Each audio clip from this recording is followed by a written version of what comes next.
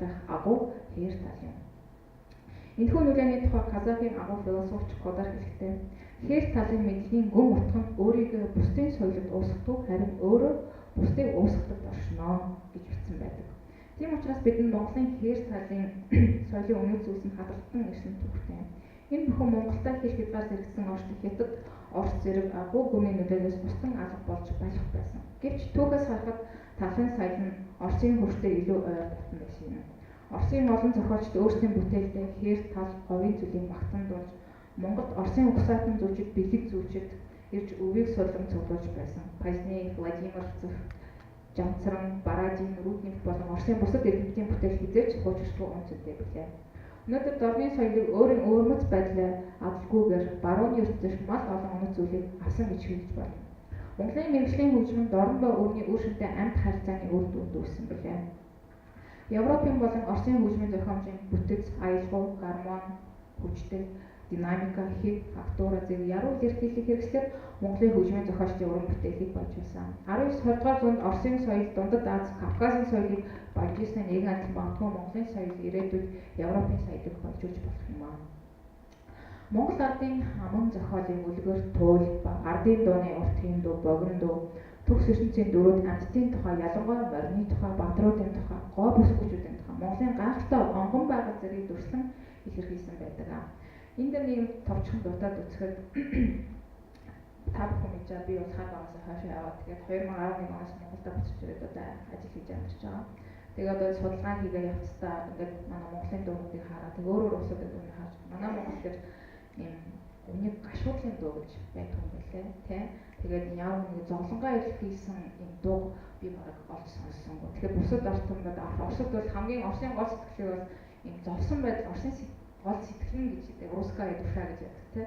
Страдальческая зовсон гэдэг. Тэгэхээр манай Монгол тэр нь байгаа гэдэг бол саяны бидний нэрсэн нэршүүдээр бол ихэнх нь манай Монгол ардын дуунуудын сэдвэр нь саяны нэрсэн юугаар байдаг юм а сэдвэр байж идэв.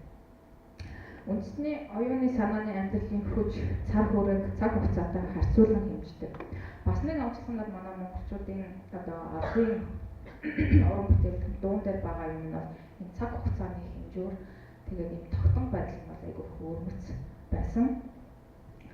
Монголчуудын оюун санааны амьдрал нь цаг хугацааны өөр хэмжүүрээр болон түнд хандаж буй өөрмөц харьцаагаар хэмжигддэг. Өөрөөр хэлбэл газар нутгийнхаа нэр нь маш боломжтой хандах, уул ус, гол мөрөн, хацад зэргийн нэшлийг нандинан хадгалж үеэс үед өвлүүлэх, яс угсаатан гэдэг ойлголтыг маш их сонирхох, өөрийн үндэс угсаанд онцгойлон хандах, өнгөрсөн жилүүд дэлхийд болж өнгөрсөн үйл явдал баггүй үр бүтсэн Монгол ард түмний нэг гэдгээрээ бахархах зэргийг илэрхийлдэг байсан. Домгийн мэд өнгөрсөн үетэй холбоотой монголчуудын ба агуу талд амьдардаг бусад угсаатны хөгжмийн уламжлалын цогцол нь Монголын хөгжмийн зохиолын хэл ба бодол санаа бүрдүүлдэг юм.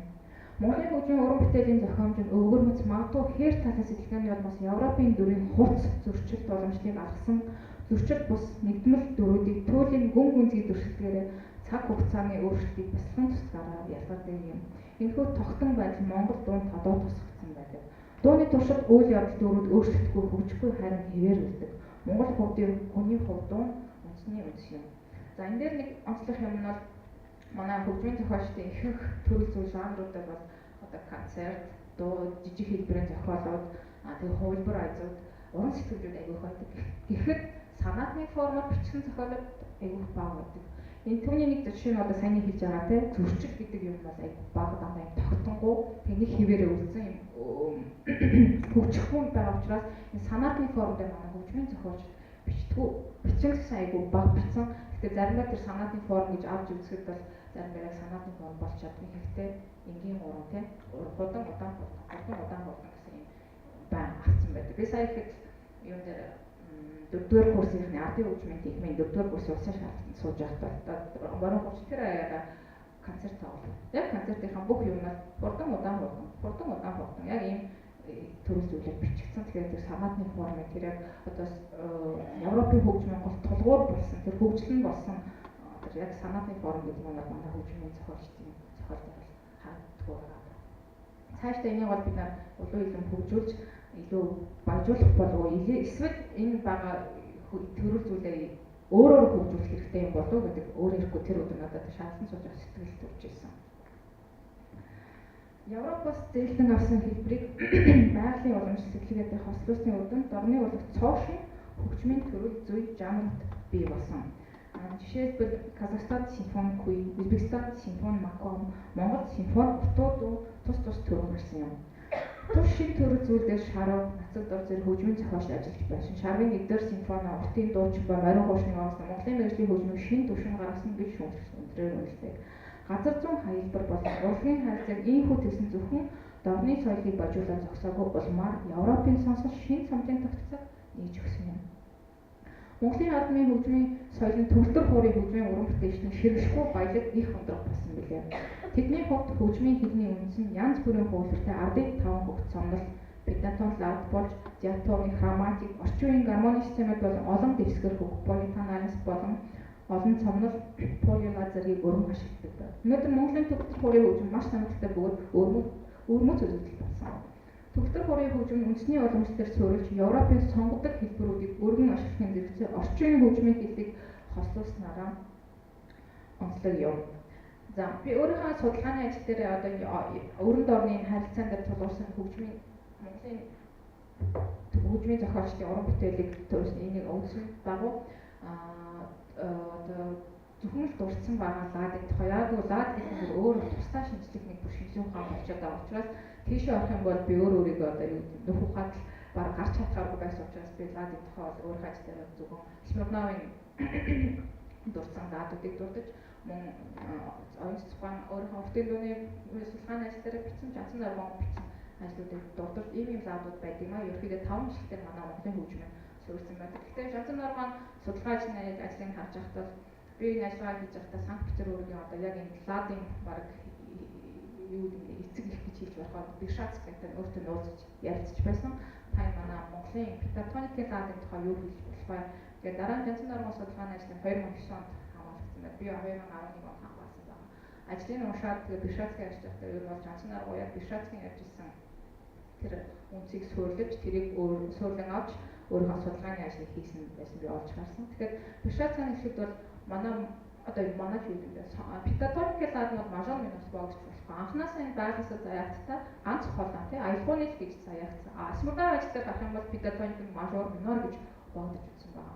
Дараа нь тэгээ судалгаа хийж байхдаа манай хөгжмийн зохиолчдын зохиолуудыг харж байхдаа яг цэвэр дуу мажор, фа мажор гэж бид нэрсэн ч гэсэн ингээ хараад байхдаа яг уртын дууны тий гол утгалгуур өгнүүд гэдэг. Уртын дуунаар өвчүүд морин гоош гэх тэрнтэй адилхан манай дээр гол утгалгуур нэг хэдэн өнгөөрөө тэр зохиолоо бичиж гаргасан аюу онцлог байсан. Тэгэхээр манай зарим зохиолчдын юу хараад хахад эхний гонцлогын период ч гэсэн аюу хардаг. Таг сайн харах юм бол ингээд дуу мажор гэж тавьсан байхад яс үндэ бол яг дам мажор биш. Донд нь олон юунууд явж идэг. Модуляц явсан мөртлөө гол өнгө нь хэдэн өнгө байдаг. Тэр өнгө дээрээ сүрлэх тэр хүн тэр зохиолоо зохиосон байдаг. Тэгээд тэрний нэг тод жишээнээр бол Бишацгийн хэлсэн дээр мажор минор гэж бол пентатоникийг хэлж болохгүй гэж дурдсан байдаг. За тэгээд бас нэг онцлог юм бол энэ ажлыг бичдэг хасан дараа олон хүмүүс уншиж ирсэн, олон шүүмж орж ирсэн. Тэгээд шүүмжлэлтсэн ажил бол угаасаа сайжирдаг. Тэгээд нэг миний уншиж ирсэн ажлыг нэг шүүмжилсэн гэсэн. Чиний энэ ажил дээр ямар ч бүжиг гэсэн юм байна. Хөгжим бол бүжггүй, салшгүй энэ хоёр хоорондоо заавал холбоотой байдаг. Тэгээд чиний хөгжмийн зохиолч чи ямар юм дээр үнэлж нэрийг нь хаанаас аваад энэ хөгжмийн зохиогоод байгаа гэдэг. Намайг шүүмжилсэн. Тэнгууд нөгөө нэрээштэй гэж угаасаа ч анханасаа хийж байгаа ажил гэж байгаа. Тэгээд ингээ юм судлаад үзэхдээ манай хөгжмөндөр бол Европын гол хэмнэл бол тийм одоо бүжгүүд бүжгийн хаан вальс, паванас, мазурка энэ бүжгээр хэмнэлээр л бид зохиолуудад бичсэн бол полька тийм. Тэгэхээр манай хөгжмийн зохиолчдын хэмнэл бол угаасаа морины явдал байсан тийм. Олон шинэ тэр явдлууд дээр ингээ хараад байхад манай хөгжмийн одоо зохиолчдын гол хэмнэл нь морины явдал байсан. Яг бүжиг бид нар дээр гарч одоо манай бүжийнхаа сууж байна. Миний бодлоор би бол өөрөө таамагтай ажил дээр бичтэл манад бид нар нүүдэлч арт хүмүүс бид нар тайзнаар гарч үзүүлдэггүй бид нар гэр дотроо айгуу жижигхэн тийм ямар ч тийм том зайгүй жижигхэн газар бид нар бийж нөө бэлгээ хийдэг учраас зөвхөн одоо гар хүзүү би юунаас бишүүснээ дэш хэсгэл хөгжлээд хөл бол ингээ хөдөлгөөнгүй юм бид зогшилдаг юм байна. Тэгэхээр тэр хэмнэл бол манай Европын хөгжмийн бүжигчтэй хамгаалсан хөлөөрөө хэмнэлээрээ хийдэг байсан тийм үү. Тэгэхээр тэр бол айгуу хүмүүс байсан. Манай дээр хамгийн гол юм нь тэр морины тэр дахианаас явдал нь манай хөгжмийн зохиолчдын манай монгол хүний сэтгүүд бол гол суурь болж ирсэн гэдэг онцлогоороо тэгэж би тэр өөрийнхөө судалгаанд суулгаж ийм ялгаатай учраас манай бүжгэн хөгжөөг учраас бид энэ давхлыг өөрөө